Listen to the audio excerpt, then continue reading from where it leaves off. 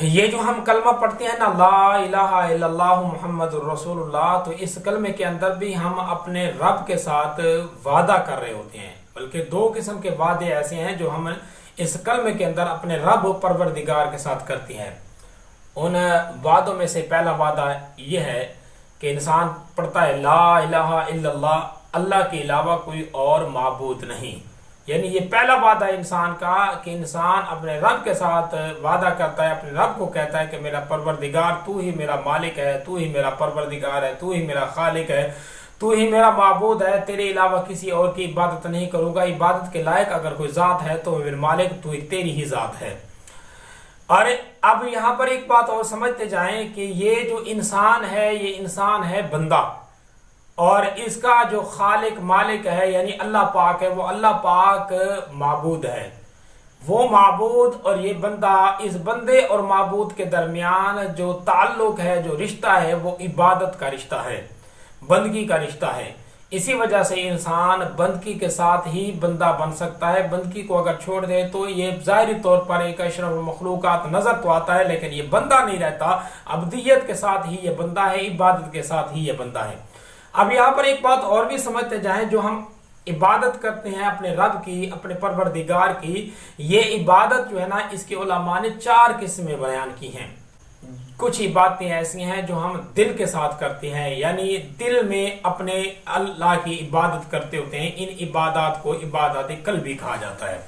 جیسے دل میں ہم اپنے رب کے حکم کو مانتے ہیں، عبادت کہتے بھی اسی کو ہیں کہ اپنے رب کے حکم کو مانو، تو دل کے ساتھ ہم اپنے رب کے حکم کو مانتے ہیں، اللہ کے علاوہ کسی اور کو خدا نہیں مانتے۔ دل میں ہم اللہ کو وحدہ لا شریک مانتے ہیں۔ دل میں ہم اپنے پیارے نبی صلی اللہ علیہ وسلم کی اطاعت و فرما برداری کرتے ہیں، اس کو یقین رکھتے ہیں، حسد نہیں کرتے، کینہ نہیں کرتے، دل میں کسی کے بارے میں کڑن نہیں رہے، دل کے اندر ہم میل کچیل، دل کی جو معاملات ہیں اس کو درست کرتے ہیں۔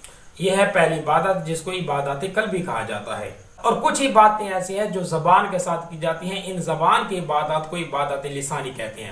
جیسے ہم زبان کے ساتھ کلمہ پڑھتے ہیں، زبان کے ساتھ اللہ پاک کا نام لیتے ہیں، ذکر اذکار کرتے ہیں، زبان کے ساتھ قرآن مجید کی تلاوت کرتے ہیں، زبان کے ساتھ نماز کے الفاظ کہتے ہیں، اور یہ عبادات جو ہیں، ان عبادات کو عبادت لسانی کہا جاتا ہے۔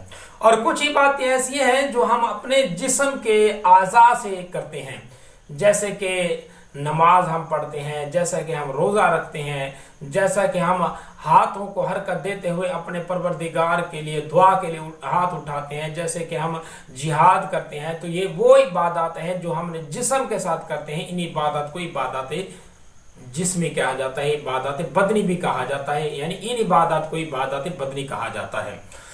اور کچھ عبادتیں ایسی ہیں جو ہم اپنے مال کے ساتھ اللہ کے راستے میں مال کو خرچ کر کے اپنے پروردگار کی عبادت کرتے ہیں۔ ان عبادات کو عبادات مالی کہا جاتا ہے، جیسے کہ زکوٰۃ ہے، جیسے کہ صدقہ ہے، جیسے کہ خیرات وغیرہ ہے، جیسے کہ صدقہ فطر ہے۔ یہ وہ عبادات ہیں جن کو عبادات مالی کہا جاتا ہے۔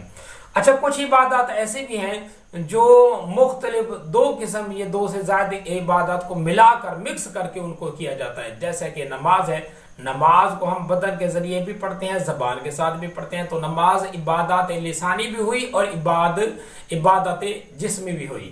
اور اسی طرح جیسے کہ حج ہے، حج میں ہم مال بھی خرچ کرتے ہوتے ہیں اور جسم کے اعضاء کو بھی استعمال کر رہے ہوتے ہیں، تو اس حج کی عبادت کو عبادت مالی بھی کہا جاتا ہے، کیونکہ بہت سارا مال اس پر خرچ ہو جاتا ہے، اس کو عبادت مالی بھی کہا جاتا ہے۔ اور اس کے حج کے لیے اپنے جسم کو تیار کر کے مشقت بھی برداشت کرتے ہیں، تو اس کو عبادت جسمی بھی کہا جاتا ہے۔ اور اس کلمے کا جو دوسرا جز ہے وہ ہے محمد رسول اللہ، یعنی محمد صلی اللہ علیہ وسلم وہ اللہ کے بندے اور رسول ہیں۔ تو اس دوسرے جز کے اندر بھی ہم اللہ پاک سے ایک وعدہ کر رہے ہوتے ہیں۔ وہ وعدہ کیا ہے؟ پہلے جز کے اندر ہم نے وعدہ کیا کہ اللہ کے علاوہ کسی اور کی عبادت نہیں کریں گے، عبادت صرف اللہ کی کریں گے۔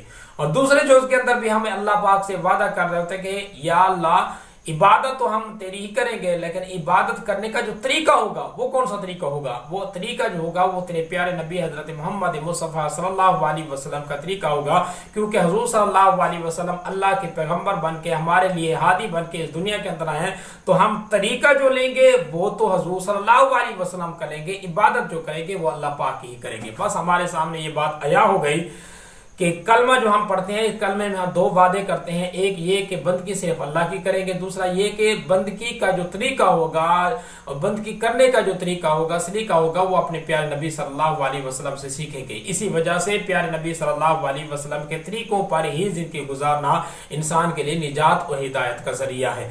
اگر حضور صلی اللہ علیہ وسلم کی سنت کو، آپ کے طریقوں کو چھوڑ دیا جائے تو انسان چاہے جتنا اعلیٰ قسم کا کام کر لے، جتنا اچھا کام کر لے، وہ کام کبھی اللہ کے ہاں عبادت کا کام نہیں بنے گا، بلکہ عبادت وہی عبادت شمار ہوگی جو حضور صلی اللہ علیہ وسلم کے طریقوں پر ہوگی۔